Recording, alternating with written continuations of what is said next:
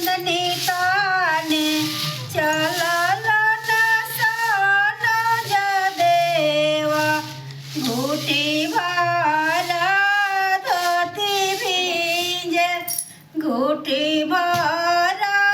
धोती भींजे ए भींजता तो धोती मोरा भींजे देहु कोसी मोरा नहीं भींजे कोसी मोरा नहीं भींजे ए अर्घ देवे चलली पूनम देई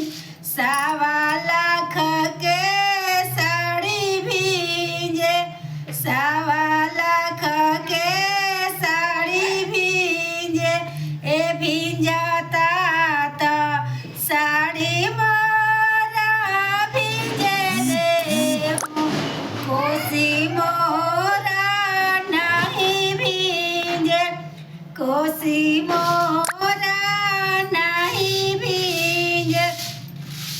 ए चंदनी ताने चलल ननाती सदेवा घूटी भरा धोती भींजे घूटी भरा धोती भींजे ए भींजता तो धोती मोरा भींजे देहु चंदनी मोरा नहीं भींजे चंदनी मोरा